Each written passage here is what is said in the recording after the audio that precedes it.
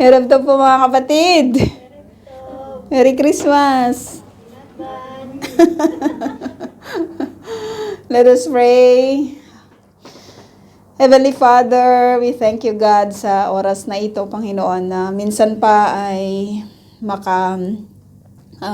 makakapakinig po kami ulit, O Diyos, ng inyo pong mga pangungusap, O God, ng inyo pong mga salita, O God, sa bawat isa po sa amin. At patuloy dalangin po namin na kayo po, Panginoon, yung magturo, O God, sa amin. Kayo magbigay, Lord, ng inyo pong revelation, O God, mula po sa inyong mga salita, upang sa ganon, O Diyos, ay tunay na maunawaan po namin, Panginoon, ang mga naisin po ninyo na malaman po namin sa gabi po na ito. At dalangin namin ang inyo pong paglilinis, Panginoon, sa bawat isa po sa amin, upang wala pong magiging hadlang, O God, na hindi po namin makita, O Diyos, ang lahat ng mga magaganda po ninyong inihanda, O God, sa amin sa gabi po na ito. Turuan po ninyo kami, i-rebuke nyo nga po kami, Panginoon, at patuloy na palakasin, O Diyos, ang amin pong pananampalataya, O God, sa inyo. Sa inyo po lahat ang papuri at pasasalamat sa pangalan ni Jesus. Amen. Amen. Parang last week lang nainitan tayo, no? Ngayon, talagang nginig na tayo. So tayo po mga kapatid ay magpapatuloy dito po sa ating pong pag-aaral sa book ng Marcos. At ulitin po natin na ang lagi pong binibigyan ng diin nitong si Mark ay yung pagiging, ayan siya, yung pagiging, yan, mainit na siya, yung pagiging servant, diba, ng ating pong Panginoong Jesus. So sabi dito sa title ng Bible na meron po tayo, pinagaling ang lalaking paralisado ang isang kamay. So binanggit po ito ni Luke sa Luke 6 verse 6 to 11, na kung saan ay binigyang diin po niya kung anong kamay yung paralisado sa mama, di ba, na ito. So tingnan natin kung ano po yung ituturo sa atin sa gabi po na ito ng ating pong Panginoon sa pamamagitan po sa libro ni Marcos. Sabi dito, muling pumasok si Jesus sa sinagoga. So yung pagsasabi ng Panginoon sa atin through the scripture na itong si Jesus, yung word na muli, di ba mga kapatid, it implies na isa sa mga laging ginagawa at nakagawian ng ating pong Panginoong Jesus ay ang pagpasok sa sinagoga. Kumbaga, talagang it is already his life. Yung palagi, di ba, na pumupunta sa araw ng pagsamba, sa araw ng Shabbat, sa loob ng sinagoga. At makita po natin na sa buhay po ng mga Hudyo, na pag-aralan po natin na itong mga sinagog po na ito ay katulad ng sa atin, sa kapanahonan natin ngayon, itong church na kung saan ay nagtitipon po yung mga tao, especially yung mga Hudyo na malayo sa Jerusalem.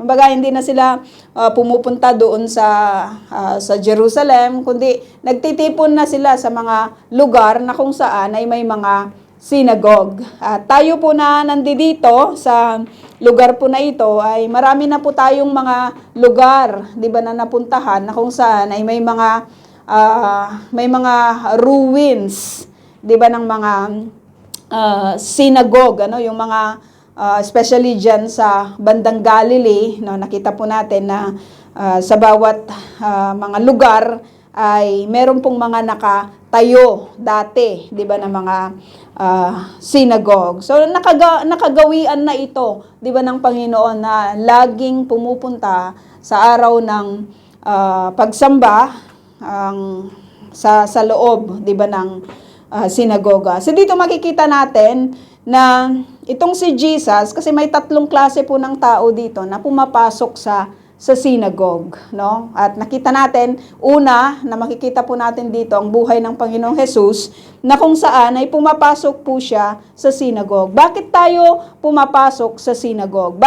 Bakit tayo pumapasok sa church? Bakit pumapasok ang Panginoong Jesus sa loob ng sinagoga? At nakita po natin as we already studied at patuloy na laging tinitignan na ini-exercise, di ba, ng Panginoong Jesus yung kanyang serbisyo sa tao. Kumbaga pumupunta po siya doon dahil kung hindi siya nagpe-preach, kung hindi siya nagte-teach, di ba, pumupunta siya sa synagogue na kung saan ay makikita po natin na meron po siyang ginagawa. No? Hindi lang siya pumupunta doon without even doing kung ano yung service. So ito yung klase ng tao, itong klase ng tao na pumapasok sa synagogue, yung nag-e-exert siya, yung nagbibigay siya ng service sa kapwa niya, mga nasa loob, 'di ba, ng lugar po na yon. At makikita po natin sa buhay ng Panginoong Hesus yon, nagpapagaling siya doon sa mismong loob ng synagogue as we continue to see, 'di ba, dito po sa ating lesson. So lahat ng pumapasok sa synagogue, they go in that place to render service.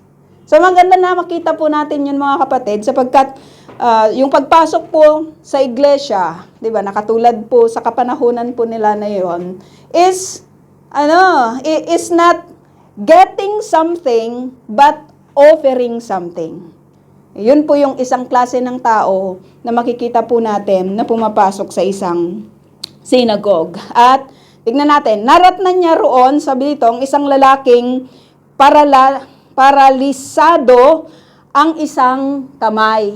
So nabanggit ni Lucas as doctor, binigyang diin niya na itong mama na ito na paralyzed ay right hand yung paralyze sa kanya. So hindi lang yun basta aksidente, kundi makita po natin na binigyang diin ni Dr. Luke, isa siyang manggagamot, na probably itong right hand ng mama na ito na paralisado is, di ba, kadalasan ito yung laging ginagamit. Di ba? Karamihan kasi sa mga tao sa mundo, right-handed. No? Iilan lang po yung mga left-handed. So, nakita po natin na maaring itong tao na ito ay kasi binigyang diin, so right-handed itong tao na ito, lamang nagkaroon po ng problema doon po sa kanyang right hand na paralisa. So tayo na very familiar sa mga klase ng trabaho, di ba, na kung saan ay makikita po natin na may mga paralyzed. So yung right hand ng mama na ito ay walang kayang gawin. Kumbaga, paralyzed eh. Sabi dito, nakakita na ba kayo ng paralisado? Di ba? Hindi niya kayang, gawanan si Sister Ems, hindi niya kayang, maaring hindi niya kayang iunat, invalid yung right hand niya. Invalid yung kanawan niya sa Ilocano. Di ba? Invalid itong kamay na ito na madalas na ginagamit niya sa kanyang pagtatrabaho. So, we can see kung gaano po kahirap itong buhay ng mama na ito, na kung saan ay napakahirap kaya na kapag ikaw ay right-handed, tapos gagawa ka ng mga bagay sa iyong left hand. Hindi natin alam kung ano yung reason kung bakit naparalisado yung tao po, yung mama po na ito, na hindi natin alam kung na-aksidente ba siya, hindi natin alam kung na-stroke ba siya, di ba? Pero ang binigyang ang ibinigay na information po sa atin, paralyzed po yung kanyang right hand, no? So ito yung isang klase ng tao na pumasok doon po sa synagogue. Na kung titignan po natin, mga kapatid, di ba? Nakaka-encourage lang yung buhay ng mama na ito, na instead na manatili na lang siya doon sa loob ng kanyang tahanan, manatili na lang siya na, alam mo kasi it is very shameful to go to a place na ang treatment sa isang may sakit ay parang pinarurusahan, di ba, ng Diyos. Kasi ang tingin, lalong-lalo na, di ba, may mga questions sila dito, sinong may kasalanan? Kung bakit ito, bakit ito paralyzed? Di ba, may mga ganun silang mga na-encounter natin, di ba, na accounts doon po sa loob ng synagogue, no? At nakaka-encourage yung buhay niya. Sapagkat yung mama na ito, kahit paralyzed siya, di ba? Kahit yung tingin mo, kasi hindi natin alam kung ilang beses na siyang pumapasok doon sa synagogue, no? Maaring yung mama na ito ay, alam mo yon na kapag lagi kang pumapasok doon sa synagogue, tapos ikaw ay may sakit, tapos hindi ka napapagaling, parang there is something, so sad, di ba, sa buhay mo, no? Na parang, Lord, bakit hindi ba ako gumagaling, no? Kumbaga, sa kapanahon na ako po ay nagkasakit, di ba, nang ang tagal-tagal, yung alam mo yun, yung, Lord, bakit parang hindi mo ako pinapakinggan? Di ba? Bakit parang ang tindi-tindi naman ng kalagayan ko na ito. At itong mama na ito, he is the head of the family. Supposed to be he is working. Di ba? Supposed to be he is the one who is providing, di ba, for his family. Pero dahil na-invalid siya, ano yung po pwede niyang gawin? Ano yung po pwede niyang itrabaho? Di ba? So nakita natin yung kalungkutan, yung, alam mo yun, yung sadness, in English ko lang, no, yung kalungkutan, di ba, sa mama na ito, na, alam mo yun, probably, umuupo siya doon sa pinakadulo, sapagkat, alam mo yun, kasi kung paralyzed yung isang katawan mo, probably, yung half of your body is also paralyzed. Di ba, na, alam mo yun, yung, kandahirap ka sa pagpunta, di ba, doon sa synagogue. But one thing that we are so encouraged by the life of this person is, he prioritized worship. He goes to the synagogue. Na hindi hadlang yung paralyzed ako, hindi hadlang na makita ng mga tao na ito na ako ay nagdadaan sa matinding pagsubok ng buhay ko, hindi hadlang na ang treatment ng iba sa akin ay hindi nakagamit-gamit na katulad ng dati, but he prioritized to go inside the synagogue and worship the Lord. So yun po yung isang klase ng tao na pumapasok sa isang synagogue. Alam mo yan, he doesn't render service, but he is there, di ba? To trust in the Lord, to give worship, di ba, sa Panginoon. So si Jesus nagre-render siya ng service, itong mama na ito nandun para mag-worship sa tunay na Diyos. At ang isang klase din ng mga tao na pumapasok sa synagogue, verse 2, sabi dito, pinagmasdan ng ilang taong naroon kung pagagalingin ni Jesus ang lalaking iyon sa araw ng pamamahinga upang may maiparatang sila laban sa kanya. So ito naman yung klase ng mga tao na pumapasok sa synagogue, hindi upang mag-render ng kanilang service sa mga kapatid, hindi upang mag-worship, di ba, sa tunay na Diyos, kundi sila naman yung laging tumitingin sa kung ano yung mapupunan nila. Di ba? Alam mo, marami silang pwedeng makita. Yung damit ni sister, di ba? Yung itsura ni brother, may mga gano'n, no? Ito naman yung mga klase ng tao na, alam mo yon, ang priority nila ay kung ano yung kanilang makikita, ano yung kanilang maiko-comment, ano yung kanilang maibibigay na paratang laban sa tunay na Diyos. O laban doon sa isang kapatid, di ba, na tunay na naglilingkod. So nasaan po ang bawat isa po sa atin sa mga kategory ng tao po na ito. Sabi dito, verse 3, tinawag ni Jesus ang lalaking paralisado ang kamay. So makita natin mga kapatid, di ba, na, alam mo yon, hindi sinabi ng mamang ito na pagalingin mo ako, Jesus.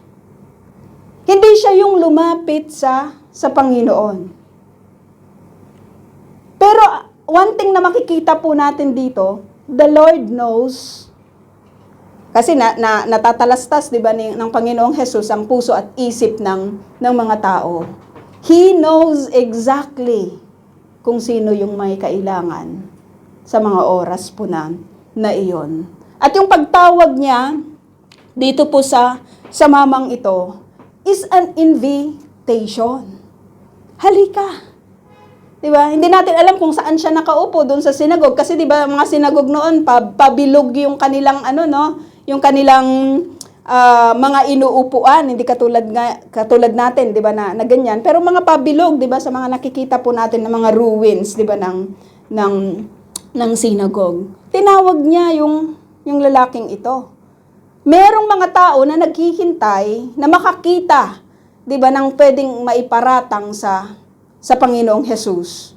Pero tinawag pa rin ni Jesus yung mama na ito. Tutugon ba yung mama na ito sa pagtawag ng Panginoong Jesus? Kasi kung tutugon siya, marami siyang dapat i-consider.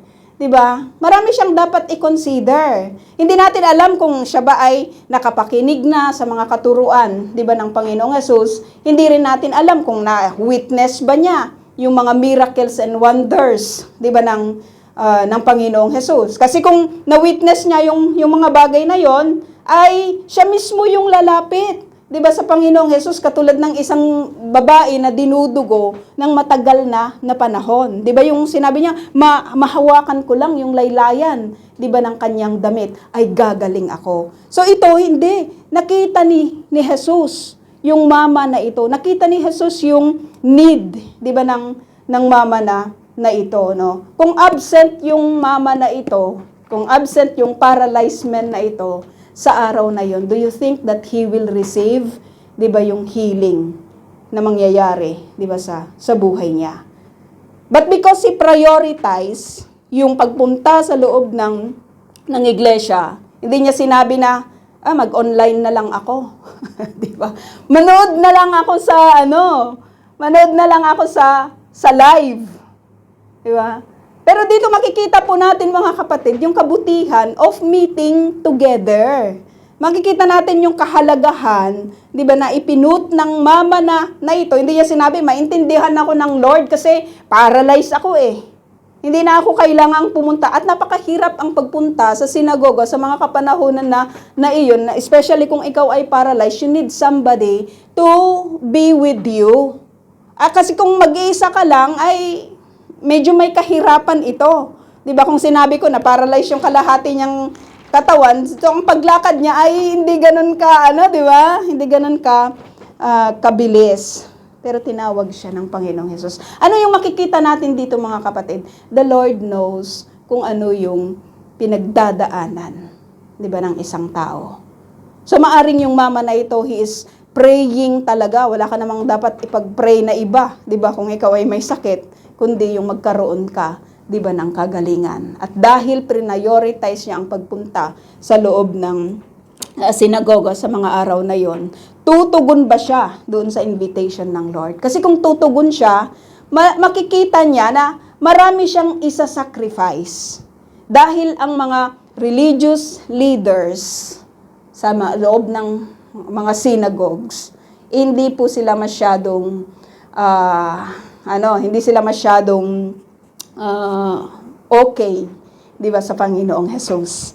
Tignan natin, sabi dito, halika rito, it's an invitation. Pagkatapos, tinanong naman niya ang mga tao, alin ba ang naayon sa kautusan, ang gumawa ng mabuti o ang gumawa ng masama sa araw ng pamamahinga, ang magligtas ng buhay o ang pumatay. Ngunit, hindi sila sumagot. Tinignan ni Jesus ang taong nakapaligid sa kanya, nagalit at nalungkot dahil sa katigasan ng kanilang mga puso. So dito, makikita po natin na yung response, 'di ba, ng Panginoong Jesus dito po sa kanino, dito sa mga tao na ito, ay nagalit po siya at nalungkot. Dahil saan? Dahil sa katigasan, di ba, ng kanilang mga ulo, dahil sa katigasan ng kanilang mga puso. Matigas yung kanilang mga puso, no? Sinabi niya, iunat mo ang iyong kamay. Iunat mo ang iyong kamay. So dalawang invitation, isang invitation at isang command yung ibinigay ng Panginoong Hesus sa mama na ito. Kung ikaw ay isang paralyzed, di ba? Paano mo maiuunat ang iyong kamay? No?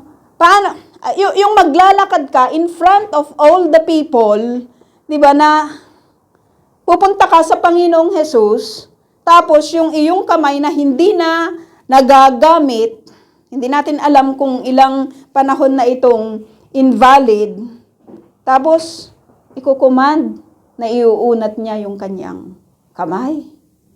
Diba? Iuunat yung kanyang kamay. Sa service, mga kapatid sa Panginoon, di ba, may invitation. Laging may invitation. Have you really experienced that? Di ba na you were being invited? Pag in-invite tayo, di ba, sa mga parties or sa kahit na anong, minsan tayo din yung nag-i-invite, di ba? At madalas naririnig ko na nakakapagod na, di ba? Yung magsabi, nakakapagod na yung mag-invite. But as we look, di ba, sa sitwasyon, di ba, ng Lord, He is giving palagi, di ba, yung invitation sa tao. Yung invitation sa tao. Isipin mo, kapatid, sa oras na ito, ano yung paralyzed sa iyo? Diba? Yung alam mo yun, yung hindi mo nagagamit, yung nagiging hindrance, diba, upang ikaw ay yung ikaw ay makapagtrabaho. Yun, may tumatawa si Pastora, parang may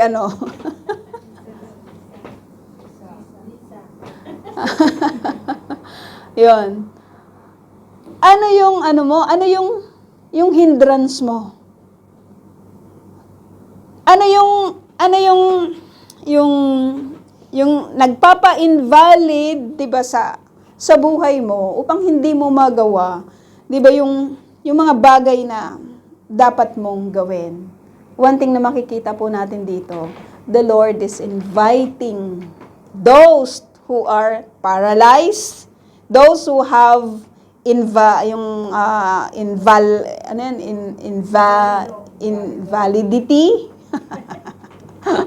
Kung siya nababaliktad, ako naman nabubulol. Bakit? Sapagkat, sabi dito, iniunat naman ng lalaki ang kanyang kamay. So it takes courage to do this. It takes courage to believe in the Lord. It takes courage, di ba, para sa mamang ito na maniwala sa sinasabi ni Jesus. Paano kapag hindi? Di pagtatawanan siya, di ba, ng marami. Pero inuunat niya pa rin. It needs, kahit may invitation dyan, mga kapatid, kahit nakahanda yung blessing or yung healing, pero kapag anong tawag doon, kung walang pagpupursige, 'di ba? Kung walang paggawa, kung walang pag-obey, ay hindi po hindi niya matatanggap, 'di ba, yung dapat po niyang matanggap na pagpapala. Iniunat naman ng lalaki ang kanyang kamay at ito'y gumaling. So si Jesus ang nagpapagaling sa kahit na anumang klase, 'di ba, ng karamdaman, sa kahit na anumang klase, 'di ba, ng mga hindrances na meron sa isang tao. Inuunat naman ng lalaki ang kanyang kamay at ito'y gumaling. Umalis ang mga Pariseo at agad na nakipagsabuatan sa mga tagasunod ni Herodes upang maipapatay si Jesus. So ito yung mga klase ng mga tao na, alam mo yon, they are not there to worship God, they are not there to render, 'di ba, yung service nila, pero they are there upang tignan kung ano yung makita po nilang pagkakamali sa Panginoong Jesus. At napakalaki po ng usapin na ito, yung sinasabi po ng Panginoong Jesus, 'di ba, na beware doon sa mga lebadura ng mga Pharisees at saka yung mga lebadura ng mga Herodians. Hindi natin masyadong pinapag-aralan yung tungkol sa mga lebadura or tungkol sa mga Herodians. Pero to make the story short, hanggang sa tayo po ay makapunta doon sa area na iyon, itong si Herodes, naalala natin na yung kanyang kinakasama, di ba? Binantaan sila pinagsabihan sila ni John the Baptist tungkol doon sa kanilang affair, di ba, ng sino 'yon? Yung babaeng 'yon, si Herodias. Si Herodias, na meron siyang anak na si Salome. Salome, yung sumayaw, 'di ba? Yung sumayaw tapos na grabe yung pagpuri nitong si Herodes. At sinabi niya doon sa bata na 'yon na hingin mo sa akin yung lahat ng gusto mo at ibibigay ko kahit yung kalahati ng aking kaharian. So, itong bata na ito, kasi hindi niya alam kung ano yung kanyang hingin, ay kinonsult niya yung kanyang nanay na si Herodias. At ang sabi ni Herodias ay yung ulo ni John the Baptist ang hingin mo. At yun nga yung hiningi, di ba, ng bata. Pero before that, makikita po natin na galit na itong si Herodias kay John the Baptist. Pero dahil natatakot itong si Herod dito kay John, dahil sa mga marami siyang mga supporter, or natatakot siya, lagi siyang nakikinig, 'di ba, sa mga pagtuturo nitong si John the Baptist sa kapanahon na niya. Matatakel din po natin 'yon as we go on. Pero makikita po natin dito, mga kapatid, na yung lebadura ng mga Herodians na sinasabi po natin ay ito po yung klase, sinisignify yung klase ng tao or pagkatao nitong si Herod. Willing siya na makinig sa kung ano yung sinasabi nitong si John the Baptist. Sinasabi niya na natatakot siya sa mga sinasabi ng tao po na ito, na lagi siyang nakikinig. It is his joy, di ba, na makinig sa mga pagtuturo nitong si John the Baptist. Pero makita po natin, di ba, na madali lang din po siyang masway dahil doon sa kanyang makamundong mga pagnanasa at mas pinaprioritize niya, di ba, yung laro niya, di ba, sa politika. No, yung alam mo yon, yung mas binibigyang pagpapahalaga niya yung sa politika kaysa doon sa mga makalangit, 'di ba, na bagay na itinuturo sa kanya ni John. Yung hope niya ay nasa politics, no? Makikita po natin at maraming mga Christian sa kapanahunan na ito, they put their hope, 'di ba, sa politics. Alam mo 'yan, na sila yung mga leaders na itinayo, 'di ba, sa mga bansa, sila yung magbibigay ng reform. No, it is only God.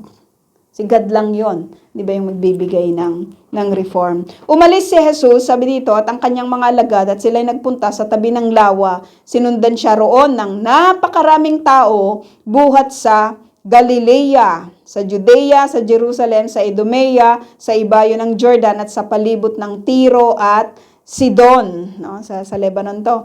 Sumunod sila kay Jesus dahil nabalitaan nila ang lahat ng ginagawa niya. So ito naman yung mga klase ng mga tao na sumusunod, 'di ba, sa Panginoong Jesus dahil marami silang mga nabalitaan tungkol sa kanyang mga ginawa. Dahil napakarami ng mga tao, inutusan ni Jesus ang kanyang mga alagad na maghanda ng isang bangkang masasakyan niya upang hindi siya maipit ng mga taong dumaragsa. Sapagkat marami na siyang pinagaling, dinudumog siya ng lahat ng may sakit upang mahawakan man lamang siya. Bawat taong sinasapian ng masamang espiritu na makakita sa kanya ay nagpapatira pa sa harapan niya at sumisigaw, "Ikaw ang anak ng Diyos." Ikaw ang anak ng Diyos. Ngunit mahigpit na inutusan ni Jesus ang masamang espiritu na huwag ipagsabi kung sino siya. So itong mga tao na ito na napakarami na palaging sumusunod, 'di ba, sa Panginoong Jesus. There was a time na itong mga tao na ito ay tumigil na sa pagsunod sa Lord, no? Kumbaga, sinabi kasi ni Jesus, 'di ba? Merong siyang binabanggit, 'di ba, sa mga tao na ito na inayawan nila at hindi na sila nagpatuloy, 'di ba, na sumunod sa Panginoon, no? Iilan na lang yung natira, no? Nandun sila para doon sa mga miracles, no? Nandun sila para doon sa mga benefits na po pwede nilang makuha, 'di ba, sa Panginoon. At nung wala na silang makita, 'di ba, na makukuha nila kasi makita nila na mamamatay na itong tao na ito na akala natin ay magpapalaya sa atin, umalis din sila. 'Di ba? Hindi na sila nagpatuloy sa kanilang hindi na sila natuloy sa pagsunod sa Panginoon. Pero one thing that is so amazing, 'di ba? Dito sa verse 12, mahigpit na inutusan ni Jesus ang masasamang espiritu na huwag ipagsabi kung sino siya. Bakit? Parang Bible study, no? Bakit? Bakit mahigpit niyang iniutos, 'di ba? Na huwag ipagsabi. Kumbaga parang itong mga masasamang espiritu na ito, 'di ba? Parang nakaka-question naman talaga kung sila mismo yung magbibigay ng publicity, 'di ba, sa Panginoon. Alam mo yung unbeliever na magbibigay ng kanyang testimony, 'di ba, sa Lord, no, na kung saan ay hindi naman talaga totoong na bago, 'di ba, yung kanyang buhay, ay hindi ito magiging effective kahit kailan. Kaya sinabi ni Jesus sa mga sa mga sa mga masasamang espiritu na to na huwag ipagsabi kung sino siya, 'di ba? Sapagkat meron talagang nakalaan, 'di ba, ng mga tao na magpapatutuo ng patungkol sa kanyang sa kanyang mga ginagawa. So itong mga na to kasi hindi ito kasi iisa lang, no? Kumbaga iba-iba yung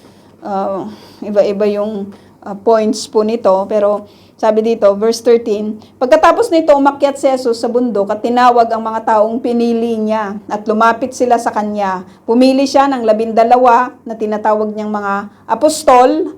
Hinirang niya ang mga ito upang makasama niya at isugo upang mangaral. So yung pagpili, ulitin natin mga kapatid, yung pagpili ng kanyang mga apostol, hindi ito disciple, Yung mga disciple is learner. Itong apostol is the sent one. Sila na yung isi-sent. 'Di ba? Sila na yung magpapatutuo. Yung mga disciple ay nag-aaral pa lang, 'di ba, sa Panginoon. Pero ito, sabi dito, pumili siya ng 12 na tinatawag niyang apostol. Hinirang niya ang mga ito. Bakit siya humirang ng kanyang mga apostol? Una sa lahat, makita po natin dito na ang reason kung bakit siya humirang ay dahil upang makasama niya at isugon niya upang mangaral. Importante yung relationship. Importante yung relationship sa Panginoong Jesus doon sa mga tao na kanya pong tinatawag.